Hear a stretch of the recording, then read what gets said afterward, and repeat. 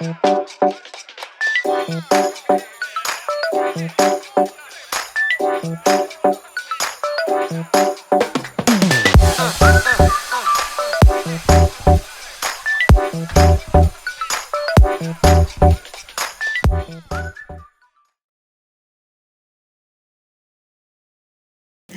effet, il y a un point d'interrogation. Il a son importance. Je ne sais pas si on va le lever, ce point d'interrogation, d'ici la fin de nos débats, mais en tout cas, on va en parler tous ensemble. Merci d'abord à vous d'être encore si nombreux pour cette toute dernière table ronde de la journée, ici au Studio 104, et tous ceux qui nous regardent en ce moment même en ligne.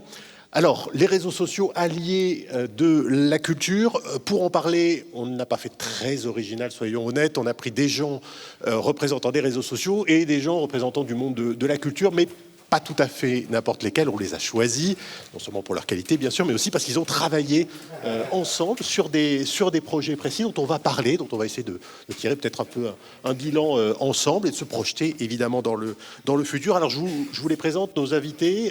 Édouard Brault, bonsoir. Bonsoir. Vous êtes directeur des partenariats avec les médias pour Facebook, France et Europe du Sud, c'est ça ? Éric Garando, ensuite, bonsoir. Bonsoir. Directeur des relations institutionnelles et des affaires publiques de TikTok France.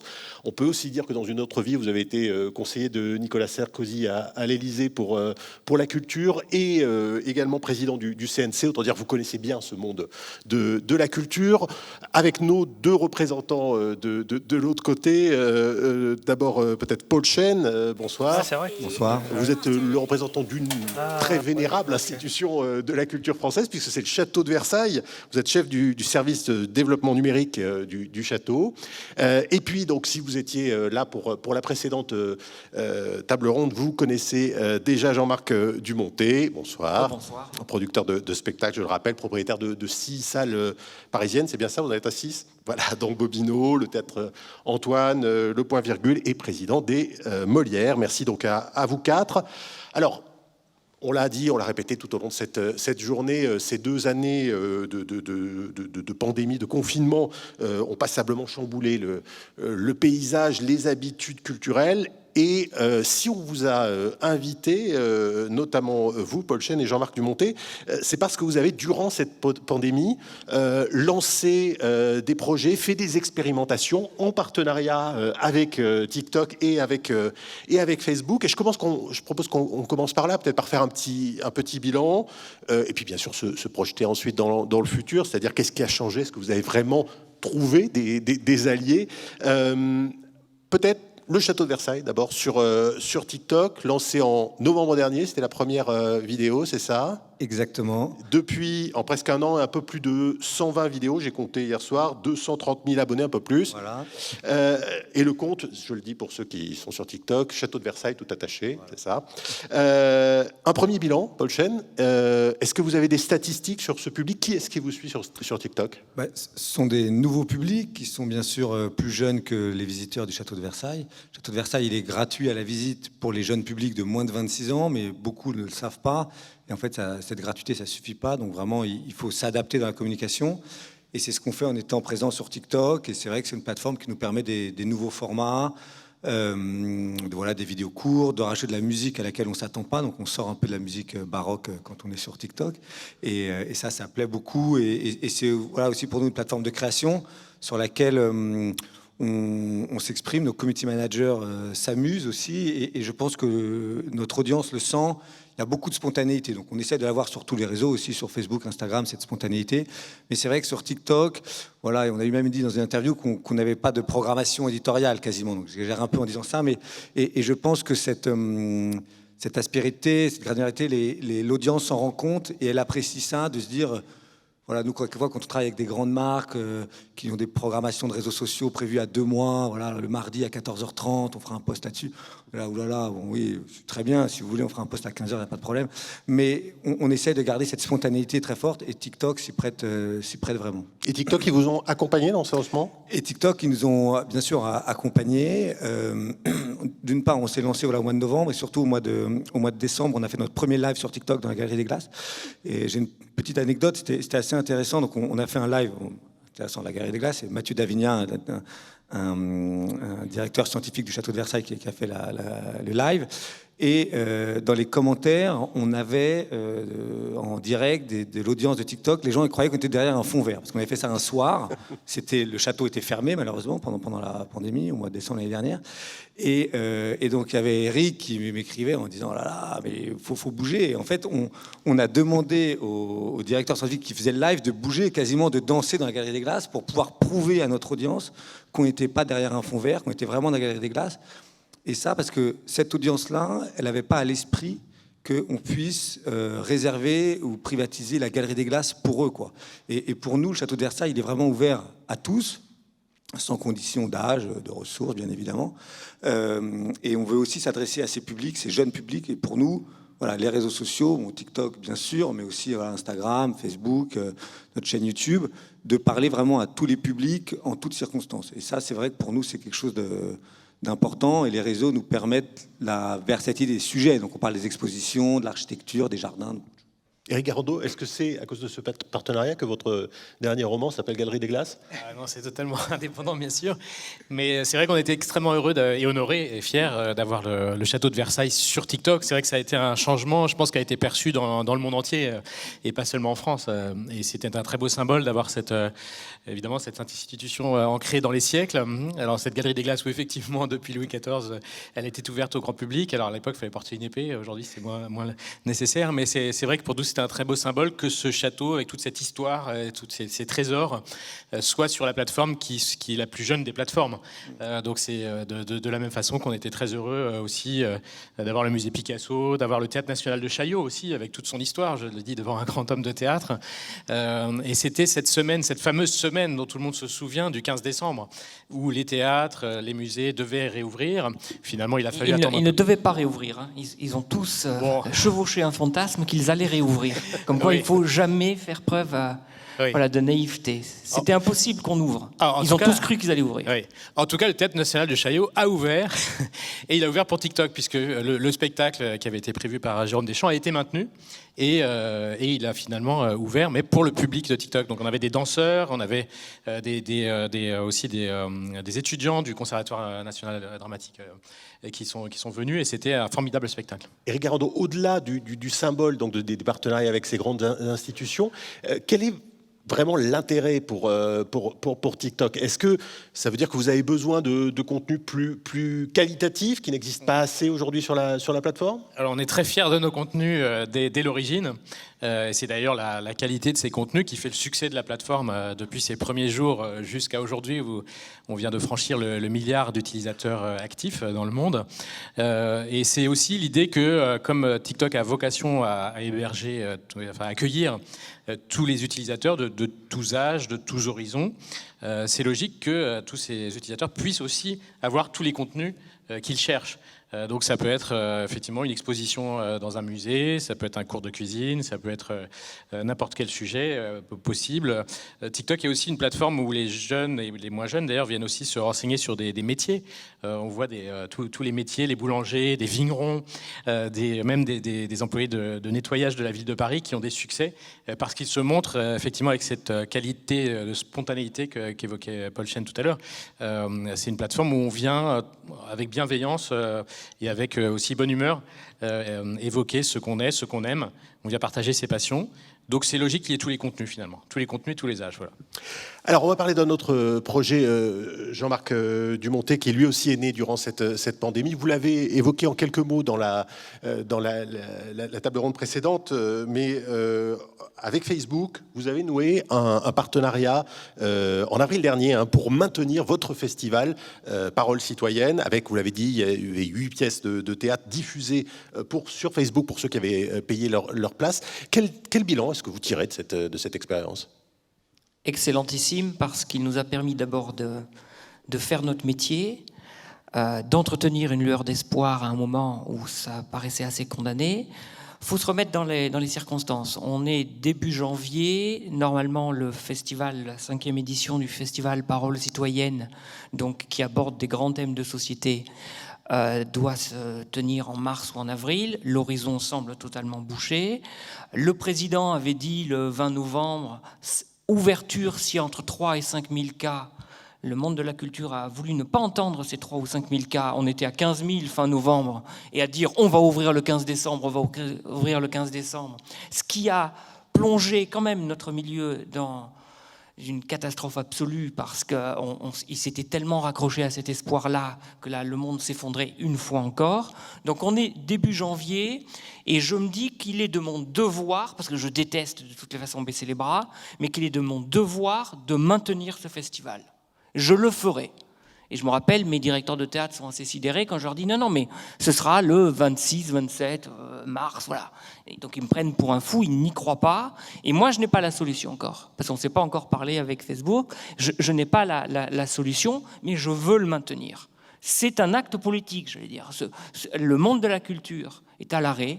On n'a aucune perspective.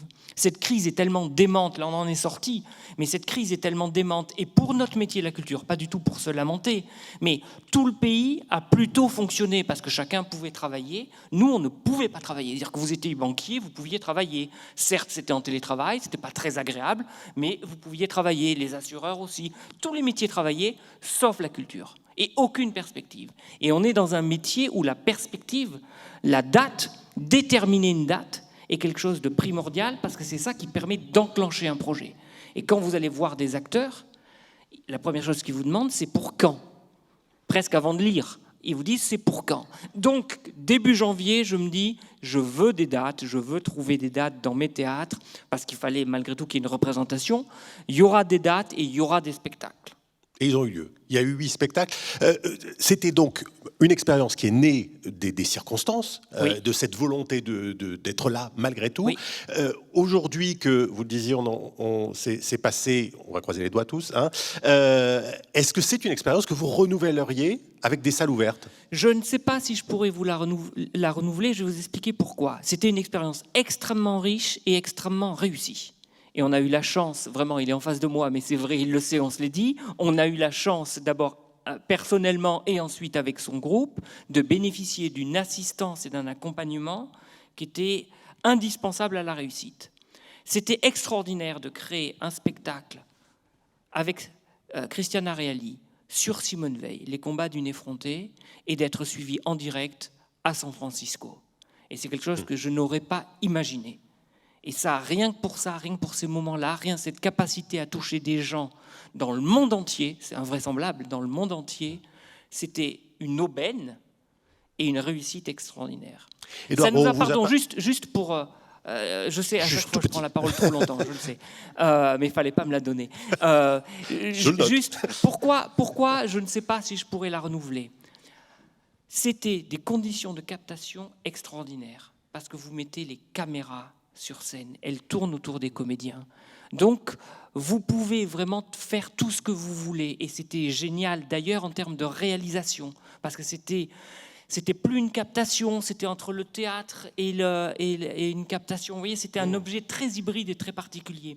Ces conditions esthétiques et avec lesquelles on s'est régalé, je ne sais pas si je pourrais les retrouver. C'est ça ma réserve aujourd'hui, parce qu'on serait frustré, parce que vous pouviez mettre 5 caméras à 1 mètre sur du le comédien. plateau et autour ça, des c'était comédiens. extraordinaire. Oui. Voilà. Et Édouard Brault, avant même ce festival Parole citoyenne, vous avez déjà retransmis un spectacle de l'Opéra de Paris, je crois, où il y avait aussi une autre pièce de théâtre du théâtre Rive Gauche. Est-ce que c'est une politique de Facebook qui s'est décidée au niveau international, ou est-ce que ça a été vraiment une spécificité française ? Écoutez, la culture, c'est un sujet qui est éminemment social. Et quand on est un réseau qui est utilisé par 40 millions de personnes activement sur le territoire français, on a un rôle à jouer, et parce qu'on est dans le quotidien de tous les Français qui sont très désireux de rester en contact avec les artistes et l'ensemble des thématiques de la culture qui les intéressent. Et ce qu'on a fait au début de la pandémie, c'est justement d'encourager les artistes, les médias, les institutions culturelles à maintenir ce lien. C'était quelque chose de très important. Le jardinier du château de Versailles a fait des Facebook Live pour montrer à l'ensemble des Français comment vivait le jardin pendant cette période de pandémie. Les artistes ont fait des concerts de chez eux. Il y a eu plein de choses. Et ce que je trouve intéressant, et peut-être je voudrais m'y attarder quelques minutes, vous expliquer un peu, comme vous le disiez, quelques secondes, la manière dont ce type de sujet est porté. les artistes nous ont dit au bout d'un moment, c'est formidable, merci de nous aider à garder ce lien, mais nous, on a besoin aussi de faire tourner notre économie. Donc comment est-ce qu'on peut faire ? Et c'est là où l'équipe française, qui est implantée sur le territoire depuis plus de 10 ans, a des échanges réguliers avec les équipes produits en disant, voilà, on vient de parler avec des directeurs de théâtre, c'est super les lives, mais comment est-ce qu'on peut faire pour générer des revenus ? Et c'est à ce moment-là que nous avons réussi à accélérer le déploiement de cette brique qui permet de faire des lives payants. Et c'est cette technologie que nous avons utilisée avec Jean-Marc Dumontet, le festival Parole Citoyenne, et c'est la même chose également que nous avons pu faire avec l'Opéra de Paris. L'Opéra de Paris qui a permis de remplir 5 opéras Garnier pleins, en jouant son spectacle de danse contemporaine devant des Français qui, pour la plupart, n'avaient jamais mis un pied à l'opéra. Et c'est quelque chose qui est très important pour nous, c'est d'être des partenaires de cette transformation digitale et de faire en sorte que nos plateformes répondent aux attentes du marché. Et l'opéra en est un très bon exemple, tout comme le festival Parole Citoyenne. J'ai vu que vous veniez de renouveler jusqu'à l'année prochaine la gratuité justement de ce type de service pour les créateurs qui permettent de diffuser des spectacles en direct. Parce que c'est une activité que vous souhaitez promouvoir parce qu'elle est rentable pour vous aussi ? Non, alors aujourd'hui, 100% des revenus qui sont générés sur cet outil sont reversés donc, aux organisateurs de ces événements. Maintenant, cette technologie, elle passe aussi par des stores qui prennent des commissions. Donc nous avons négocié avec l'ensemble des stores le fait d'avoir une exemption de commission pendant quelques temps. Et donc jusqu'en 2023, on va pouvoir reverser 100% des revenus aux organisateurs. C'est plutôt des frais techniques que nous avons réussi à suspendre à des fins de soutien de cette économie en difficulté. Parce que c'est effectivement la question qu'on peut se poser maintenant. C'est-à-dire, est-ce que ça dépasse le cadre de la communication, du symbole ? Qu'est-ce qui va se passer maintenant ? Paul Gênes, Jean-Marc Dumontet, vous avez au château, dans vos salles, perdu une énorme partie de votre fréquentation et donc de vos revenus sur les exercices 2020-2021. En quoi est-ce que ça peut éventuellement vous aider à remonter la pente, Paul Gênes ? Déjà, nous, on a une part des publics du château de Versailles qui est toujours pas revenu et qui est pas prêt de revenir. Donc là, les publics américains, nord- et sud-américains, et les publics asiatiques. Donc, pour eux, le château de Versailles, il est toujours fermé pour ces publics-là. Et pour nous, on a toujours ce manque à gagner qui est toujours là. Donc, les lives, je parlais du live TikTok, mais les lives qu'on a fait aussi, comme le disait Edouard, avec les jardiniers, des cuisiniers, même voilà, beaucoup de gens qui ont continué à prendre soin du château de Versailles pendant la fermeture. C'est vrai qu'on réfléchit, nous, à proposer des contenus numériques payants pour les publics qui ne peuvent pas y accéder. Et ces publics, ça peut être donc des Chinois, des Américains, mais ça peut être des personnes à l'hôpital, hospitalisées, des enfants, des adultes, ou des gens qui sont loin, des écoles qui... Voilà, on accueille beaucoup de scolaires au château de Versailles, mais voilà, le vrai coût, c'est le coût de transport, donc même des gens qui sont plus loin en métropole et bien sûr en Outre-mer. Donc d'accueillir ces publics avec d'autres dispositifs numériques, pour nous, c'est quelque chose de très important, et on travaille en effet beaucoup avec les différentes plateformes qui peuvent nous aider en ce sens. Jean-Marc Dumontet, on a entendu vos réticences un peu techniques sur le pourquoi renouveler cette expérience, elle est un peu compliquée. Est-ce qu'il n'y a pas aussi quelque part le risque que l'expérience à distance suffise finalement, l'expérience, enfin, on va dire ce qui se passe aujourd'hui entre Netflix et le cinéma, évidemment fait réfléchir, j'imagine, le monde du spectacle vivant. Alors, pas du tout, même s'il faut toujours réfléchir, et jamais être péremptoire et ni présomptueux. Une des vertus de l'expérience qu'on a menée avec Parole Citoyenne, c'était de nous permettre de maintenir le lien. Au-delà de l'aspect économique des choses, c'était maintenir le lien. Et c'était très important. Et c'est ce qui nous aide ensuite à préparer la relance et aujourd'hui à accueillir à nouveau du public. C'est que le public, on ne l'a jamais accompagné. Et on lui a proposé 8 soirées exceptionnelles à distance grâce à Facebook. Donc ça, c'est extrêmement important. Ça ne se valorise pas, ça ne se chiffre pas. Mais c'est essentiel. On n'a jamais perdu avec le monde de la culture en général, au-delà de mes salles, on n'a jamais perdu, grâce au réseau, ce lien avec le public. Et on l'a vu d'ailleurs pendant le premier confinement, les artistes étaient très actifs pour proposer beaucoup de solutions. Je parlais l'autre jour à Pierre Richard, il me disait mais c'est extraordinaire.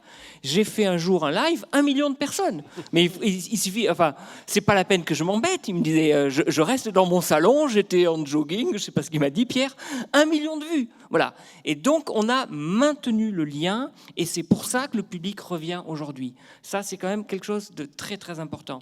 Ensuite, sur l'avenir, j'ai absolument pas peur parce que ce qu'on propose, c'est un moment unique, une expérience de partage. Et il n'y a pas beaucoup de lieux. Il y a des stades de foot qui permettent ça et il y a des salles de spectacle qui permettent ça, de réunir des gens qui ne partagent rien en commun, sauf l'amour d'un maillot pour des supporters de foot ou l'amour d'un texte ou la passion pour un artiste ou une œuvre pour les spectateurs. Donc ça, ce moment unique, cette fragilité qu'il y a sur scène, ce moment extraordinaire qu'est la scène, cette émotion-là, on ne la retrouve pas derrière un écran. Derrière un écran, on trouve autre chose. Donc ça diversifie mes modes de diffusion, mais ça ne réduit pas du tout l'expérience extraordinaire que je peux faire partager. Donc j'ai aucun souci, c'est un média, les réseaux c'est des médias qui viennent amplifier les œuvres qu'on propose. Comme la télé n'est pas en concurrence, la télé a été très active aussi pendant le confinement, oui. Elle n'est pas en concurrence avec nous.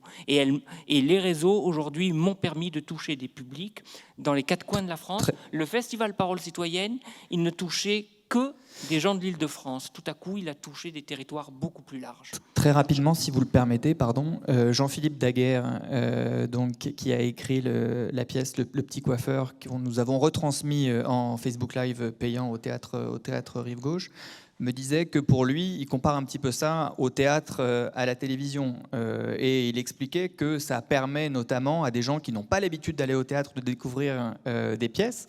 Et on l'a vu d'ailleurs pour Parole Citoyenne, mais également pour Le Petit Coiffeur. Les gens parlaient énormément en commentaire pendant les représentations ou après les représentations. Et beaucoup demandaient les dates de tournée parce qu'ils avaient vu la pièce sur Facebook et ils avaient très envie d'aller la voir lorsqu'elle serait disponible dans leur région. Donc c'était très intéressant et c'est très complémentaire, je pense. Alors Jean-Marc Dumontet disait ça se chiffre pas. Malgré tout, faut aussi parler de l'aspect économique de ces offres et de l'intérêt pour vous, les plateformes, d'être des alliés de la culture, pour reprendre le terme le titre de cette plateforme. Éric Garando, à l'été 2020, TikTok a lancé un fonds pour les créateurs. Vous nous disiez, on est déjà très fiers de nos contenus, on n'a pas l'impression que vous en manquiez. Alors pourquoi ? On considère que c'est important que les créateurs puissent être rémunérés du travail qu'ils font en développant des vidéos de grande qualité. C'est un vrai travail. Certains en font vraiment leur métier. Donc c'est vrai que c'est important de pouvoir les rémunérer. De la même façon qu'on intervient aussi pour être partenaire, y compris par des financements de certaines écoles. Par exemple, on est très fiers de l'opération qu'on a fait avec le Grand Palais augmenté. Enfin le Grand Palais éphémère qui avait cette opération sur la réalité augmentée. Et donc on a soutenu une création de l'école des Gobelins qui a été montrée, alors là aussi avec toute une série de rebondissements puisque la programmation a été reportée, mais d'un seul coup, en juin dernier, on a eu ce plaisir immense de voir des milliers de personnes venir dans le Grand Palais éphémère pour voir une réalité qui était virtuelle, mais qui existait et qui était en 3 dimensions, et c'était vraiment une expérience extraordinaire. Donc on est aussi partenaire de TUMO, donc le Forum des images, de l'école 1000 Visages, qui est l'école de Ouda Benyamina, qui est une école très inclusive, qui vise à donner à des personnes qui ne maîtrisent pas forcément tous les codes permettant d'entrer à la FEMIS de pouvoir faire du cinéma. Et donc ça fait partie aussi de notre responsabilité sociale. Donc à la fois la plateforme permet de donner envie à des jeunes ou des moins jeunes, encore une fois, de s'engager dans des métiers ou de partager leur passion, y compris éventuellement en étant rémunérés dès lors qu'ils ont suffisamment de succès et que leurs vidéos sont jugées suffisamment intéressantes. Vous avez dû voir d'ailleurs que la durée des vidéos a augmenté, qu'on est passé à 3 minutes. Et puis il y a aussi les lives qui sont là aussi une façon aussi d'exercer un talent ou de montrer un spectacle. Donc on serait très heureux de travailler avec le théâtre de la même façon et les nouveaux univers virtuels augmentés. Donc voilà, ça fait partie des choses sur lesquelles on travaille très activement. Bon, on est tous entre gens qui s'aiment là ce soir, tout se passe formidablement bien avec tous ces projets. Je voudrais peut-être terminer par une question qui fâche un petit peu pour Jean-Marc Dumontet. Vous avez dû annuler, en tant que patron du Point Virgule, 2 représentations des spectacles de Gaëtan Matisse après cette très mauvaise blague sur Éric Zemmour et le Bataclan. Mais vous le dites bien dans votre communiqué, c'est parce que vous avez reçu des menaces sur les réseaux sociaux. Les réseaux sociaux, c'est pas toujours des alliés de la culture. Les réseaux sociaux, c'est la vie. Donc ça traduit les tempéraments, les comportements de toute une population. Parfois, c'est violent. Gaëtan Matisse a effectivement fait une blague extrêmement malheureuse. C'est même pas une blague, c'est un post extrêmement malheureux que j'ai condamné. Comme j'ai condamné d'ailleurs tous les politiques qui attisent les haines. Et je visais très nommément Éric Zemmour avec ses propos très abjects sur les immigrés, sur les femmes, sur les prénoms, qui entretient un climat de guerre civile qu'il appelle parfois de ses voeux. Enfin, c'est un fantasme inconscient. Et suite à ça, on a reçu 150 appels extrêmement véhéments. Et là, c'est pas les réseaux sociaux. Et je n'incriminerai pas Orange ou SFR, vous voyez. Donc, c'est pas les réseaux sociaux. On a reçu 150 appels extrêmement virulents de gens qui disaient qu'ils allaient nous tuer, nous buter, en 3 lettres, et ça commence par ENC. Et donc, face à ce déferlement de haine, de la part de gens qui condamnaient donc ces propos que je condamne totalement de Gaëtan Matisse, mais qui s'exprimaient eux-mêmes par la haine et nommément, c'est-à-dire que mes équipes étaient malmenées, une vitrine a été fracassée, j'ai décidé effectivement que mes lieux étaient des lieux de joie, de plaisir, de divertissement, de partage, de rencontre, d'échange, de dépassement de soi, d'ouverture, et que je ne pouvais pas les transformer en des lieux de pugilat. Donc à partir de là, effectivement, j'ai déprogrammé Gaëtan Matisse, d'autant plus que je considérais que sa blague était extrêmement malvenue au moment des procès du 13 novembre, ce qu'il ne pouvait pas ignorer, et qu'il y avait d'ailleurs chez lui, même si ce n'était pas forcément son objet, mais un appel à la haine et un appel à la violence. Donc ce n'était pas qu'une seule blague, c'était un appel à la haine et à la violence. Je combats très farouchement Éric Zemmour, mais je veux le combattre avec des idées. On a la chance d'être dans une démocratie, on a la chance de pouvoir s'engueuler, on a la chance de pouvoir ne pas être d'accord, mais ce n'est pas pour autant que je vais appeler un assassinat d'Éric Zemmour. Ça, c'est pas possible. C'est pas possible dans le pays où j'ai la chance de vivre. Donc à partir de là, on l'a déprogrammé. Mais c'est pas les réseaux sociaux. Vous savez, il y a une chaîne qui était à la manœuvre tout le temps qui s'appelle CNews, qui m'a appelé 4 fois, sur laquelle j'ai fini par intervenir au bout d'un moment parce que je voulais parler des violences verbales que nous subissions. Elles étaient à mettre en parallèle avec ce très mauvais poste. Et voilà, il y a des chaînes d'information. C'est la logique d'une chaîne d'infos, et particulièrement un peu plus de celle-là, des chaînes d'infos qui alimentent en permanence des polémiques, beaucoup plus que des réseaux. Les réseaux, ça se tait au bout d'un moment. Une chaîne qui le met en exergue, qui refait reprendre, c'est au bout d'un moment ennuyeux pour la sérénité, la pacifie, enfin le souhait que je souhaite de moments pacifiques dans mes salles. Voilà. On est un peu sorti du débat, mais en même temps, on est ici à Médias en scène. C'est important aussi de parler de l'actualité, de parler de démocratie, du rôle des médias dans cette démocratie. Et même si on s'était dit qu'il n'y avait pas de raison qu'on cite Éric Zemmour dans cette table ronde, il s'est quand même invité. On va devoir s'arrêter là. Édouard Brault, Éric Garando, Jean-Marc Dumonté, Paul Chêne, merci à tous.